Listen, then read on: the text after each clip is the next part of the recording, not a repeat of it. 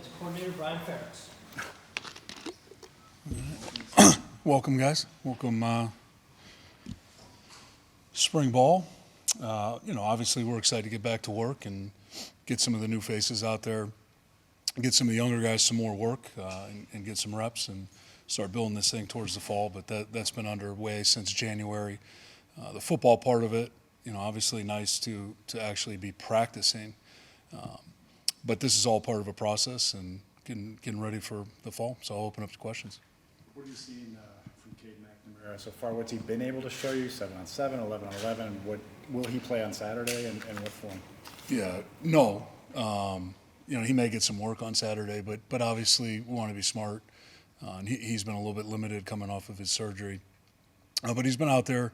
He's been out there in individual and 7-on-7, doing things like that. So able to get reps, able to work, able to throw the football, but hasn't been able to do any 11-on-11 work. But certainly been pleased with what we've seen and what he's been able to do, and just kind of get acclimated to what's going on. So that's been positive. What's been the quality level of work you can have kind of holistically with so many different players out, whether it's with injuries or whatever, and how have they looked at, the offensive linemen who are out and then wide receivers?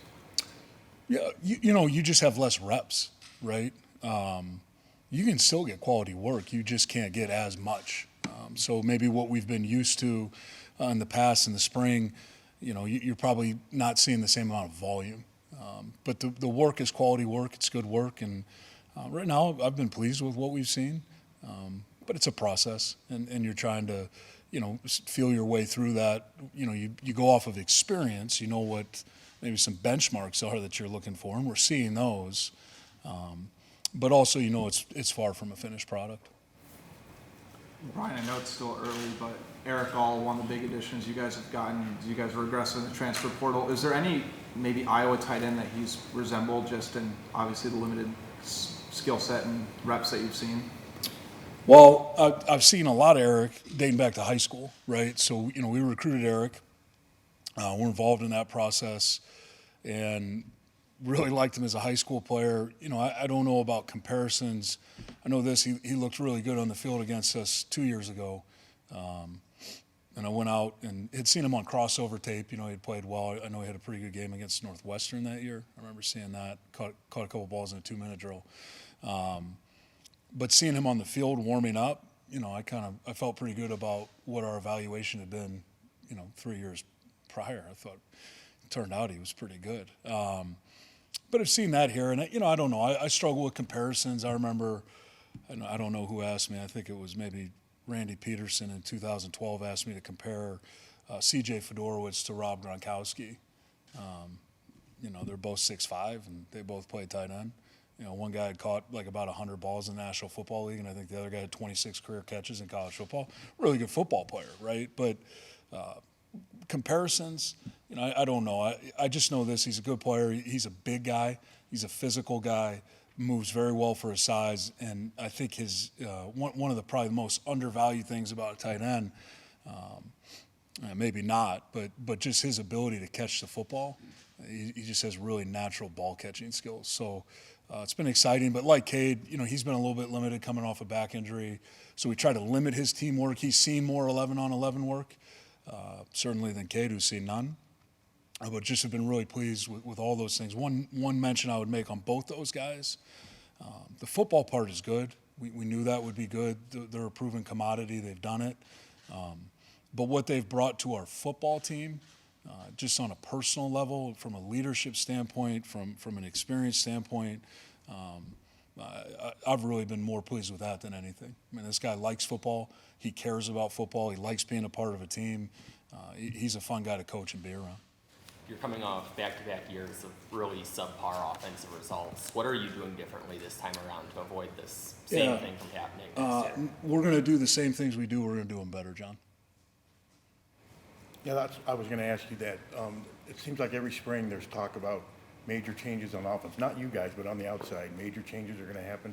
Does this offense need to change significantly, philosophy and everything, or do you just have to do better what you guys have been doing for years? Yeah. Have you ever heard that talk from me? No, outside. More from us. So, look, I'm going to approach my job the same way I've approached it for the last 11 seasons. My job is to help us win football games. You know, we have a tried and true method. We know how we win. We know who we are. My job is to make sure we play to those strengths. And then on Saturdays, we're winning games, not losing them. I mean, to be fair, some of the players have said there's been notable tweaks, some tweaks in terms of how you get the ball to certain guys. So what kinds of things did you get that maybe you and Budmeyer or whoever else, what kind of things did you figure out that you maybe needed to Our change? job as an offensive staff is to get together every year and tweak the things that we do and figure out how to do what we do better. I don't know that there's any notable changes or, you know, if that's what the players think, that's super, that's great. We're just trying to move the football. We're trying to help the team win games. For you guys to have success, though, you have to run the ball. Have you seen that growth running the football? Yeah, I think for anybody to have success, you have to run the football. You know, I think the game's pretty simple. You need to block, you need to tackle. If you just look at it offensively, right, you need to be able to do a couple of things. You need to be able to block, okay? You need to be able to throw and catch, and then you have to be able to run with the football.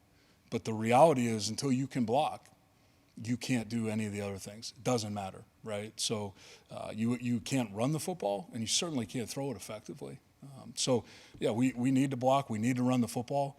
I've seen improvement in those areas, but like I mentioned to Scott, it's early, right? It's still April, so we're trying to hit the benchmarks that we need to hit. We're trying to make sure we see the progress that we need to see. But the reality is we have young players that have played a lot, and that experience can be a real positive if you use it to your advantage, right? If you learn from some of the things that you've done. And I've seen some learning and some growth. So that's positive, but the reality is none of it really matters until September 2nd or 3rd, whichever day it is, and then we'll find out for real. You know, in 2020, you guys averaged almost 32 points a game, ran for 4.6 yards per carry. I think there's a correlation for your offense. It seems to be there. Was a big factor in that the offensive line, Alaric Jackson, Cole Banwert, some of those guys, and does this offensive line have the capabilities to meet or match or even exceed maybe what that offensive line was capable of? I mean, I think when we're running the football effectively, I don't care what year it is, the line is a big part of that, but it's a team effort too, right? So are we in the right play?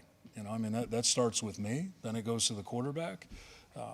You know, are we blocking the right guys? Obviously, that's important. We need the line playing well. We need the tight ends playing well. We need receivers blocking on the perimeter. But we need to make sure we're exchanging the ball at the right depth. We need to make sure we're on the right track. If we get guys into space, right, we're out there, we got 11 guys. Theoretically, right, I suppose if we're optioning, we could block more than 9. But for the most part, we're going to be able to block 9 guys, however we choose to do it. So at some point, we're going to have the ball carrier on someone, even if we block everything perfectly. And then what is he doing with it, right? So, you know, I just bring that up to say, if you want to look backwards, which I prefer not to, but 2020, I think it was a team effort. You know, you mentioned the offensive line. Yeah, we had some good players up front, did a nice job. I thought Mekhi Sargent ran the ball extremely well in 20, and I thought Tyler did as well, right? So they were a good complement to one another. So, you know, for all those things moving forward to kind of click and get those kind of results, we're going to need the same thing. And that's why this time of year is so important. But the reality, right, to compare 20 to 23, I don't know. It's kind of like comparing players. It's not my forte. This is a new year. We have a whole new team. We've got, you know, a brand new opportunity. That's what my focus is on, just like it is every year. Walk me through what that off-season evaluation kind of learning process was from last year's film. Yeah, it's the same as every year, John, right? I mean, there's a rhythm to the year. So we get together, we watch the tape. You know, you're starting that period really as soon as the season ends in December. You know, you're going back through the tape. The minute you're not playing, the minute you're on the road recruiting, there's a long stretch there where you don't know who you're playing and when you're playing. So you're evaluating that tape. You're on top of it. You're in January. You're looking at all those things. You're talking to other people. You know, go down the list. You're in the middle of recruiting. Yeah, there's a rhythm, but to walk you through the whole process, we probably don't have enough time. Brian, I mean, Logan Jones had impossible shoes to fill last year. You know, Tyler Linderbaum. I mean, how have you seen him grow over the course of spring? He mentioned that his confidence is higher and he understands the offense more than just his position, but just from your evaluation point. Yeah, I think he's grown a lot, you know, since last spring. Let's not even talk about this spring, right? This is a guy who was playing defensive line in December of 2021 and ended up starting 13 games for us at the center position and really playing pretty well considering his experience level and what we were asking him to do. And I've seen him continue to grow, but it's more about who he is and, how he operates. This is a guy with tremendous amount of pride, extremely competitive. And then on top of it, he has some real physical skill set, which is helpful. But just really, really pleased with what he's done and continue to do. I think the future is pretty bright for him. We have high expectations for him, just like we do for all our players. But I certainly expect him to rise to the occasion this year. Brian, I think a lot of people are questioning or have some questions about the wide receiver position. Obviously, we know we're getting out of Nico, but other than him, what are some guys that have improved a lot or who you've seen really develop this spring? Yeah, I think Alec Wick has continued to come on, dating back to really last spring. This is a guy that's put together a really solid body of work over a year and has continued to improve and get better. Reese Osgood's another young guy that's really jumped off the tape. Similar to probably where Wick was a year ago. Just not as experienced maybe as Alec is right now, but definitely doing a lot of the right things, showing up, doing those things. I think Deontay continues to improve. Unfortunately, he missed the better part of 7 games last year, 6 games. Was having a really good camp, broke his wrist, missed some time, came back and continued to improve as the season went on. Saw that through bowl prep. And I think he's continued to do that up until this point. He's put together some really solid outings here in the spring. So, those are 3 guys that come to mind right away. Still really excited about, a guy like Nico, who you mentioned. And then we have some young guys, too, that we unfortunately haven't seen as much of, right? Jake Bostic had an unfortunate injury this offseason. We'll hope to get him back in the fall. But I thought he was doing some really nice things through bowl prep and then through the early part of the winter. Seth Anderson's a guy that we've had out there. That I think has looked pretty good when he's been going, but unfortunately he's dealing with a hamstring right now. But I see a lot of guys, and I see a lot of reason to be excited. But it's just like talking about the rest of the group. Right now, it's early. We need to continue working, and we just kind of need to stack good days on good days. Can you discuss Cade and how he's come in as a leader, just the leadership side, Sure. Which is a challenge for him, and also maybe Levis and the other quarterbacks and where Sure. things are second spot. Yeah, so, I don't think there's any mystery right now. I think the guys in our room understand, Cade's our starter. He may not have gotten all the reps right now, but I can tell you from his actions on a daily basis since he got here, he's established himself as that person. He's a tough guy. I mean, he is physically tough. He is mentally tough. And more than that, he is an ultra-competitive person.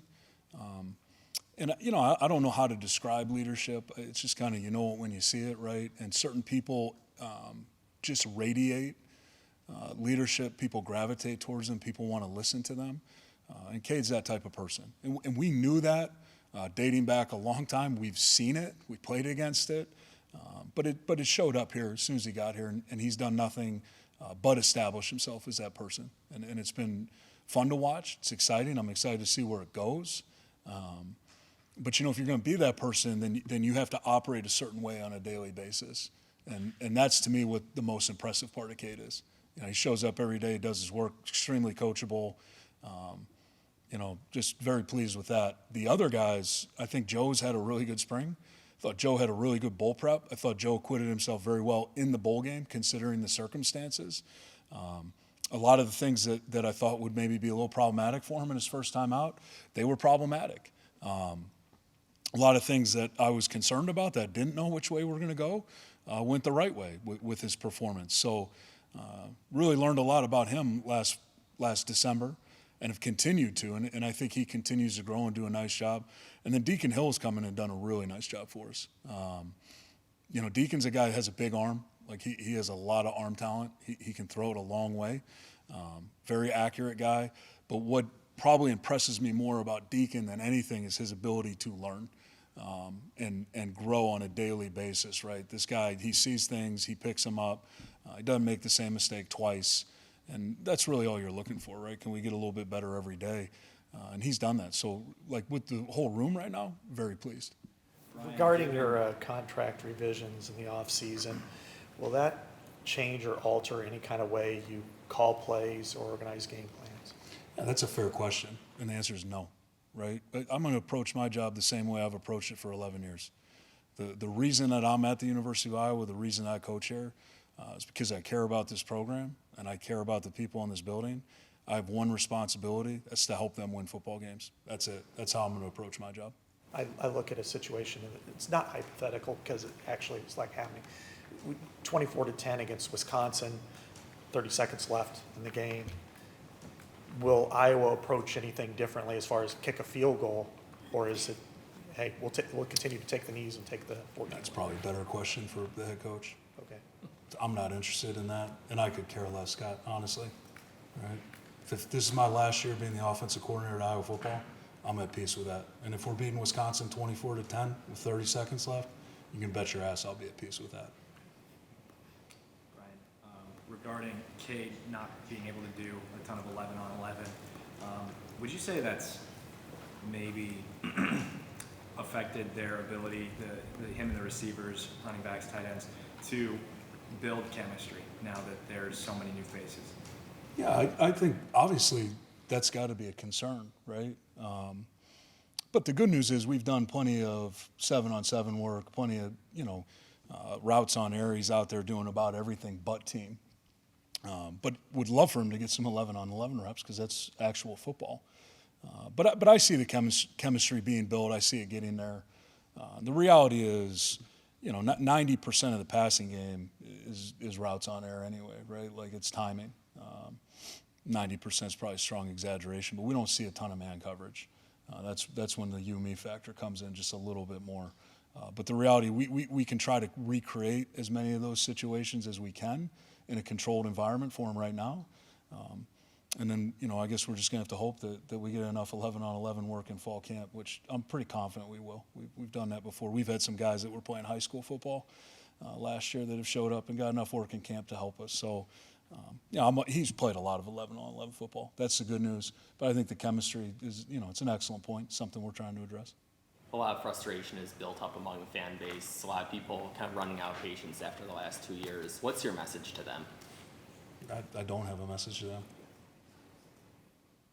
Brian, you guys have, I don't want to say been hesitant on the transfer portal, but not relying upon it, I should say. So, with the way that Eric, Dijon, and Cade have sort of immersed themselves as leaders, as kind of proven guys, does that, I don't want to say change your perception of the transfer portal, but just what's your kind of viewpoint now that you've relied on it a little bit more than? Yeah, I think that's a really good question. I don't know. I don't want to say that I can only speak for myself. I don't want to speak for the program. I want to speak for the head coach or, Tyler or any of the guys that are involved in that stuff day to day. I don't think I had any notion of what the transfer portal was because it's all brand new, right? We don't know. We didn't know. Anybody that said they did know is lying to you. I think we're continuing to learn. This has obviously been a positive experience, right? You mentioned 3 guys. I'd throw Seth right into that conversation offensively with Dejan and Cade and Eric. Really positive. But we tried to be pretty deliberate about who we targeted and who we tried to bring in here. I think it can be a real positive moving forward, but we'll continue to learn more about it because things are changing on a daily basis. That's what I'm learning about, the NCAA and how we do things. So, been a positive experience thus far, but we'll see what happens moving forward. What do you see as the next step in Caleb Johnson's development? He just needs to play more football. He needs to play more football. I think that the more football he plays, the more that he can bring his skill set, which is pretty formidable, to bear on a consistent basis. Because right now it doesn't show up in every aspect of his game. Sometimes when he breaks a tackle, he looks surprised. I don't know why you'd be surprised when you're as big and physical as he is. But he's just young. That's not his fault. We need to get him more reps. He needs to play more. And I really think that'll happen for him, but I just think it's a matter of time. Thanks, Brian. Thanks, Brian.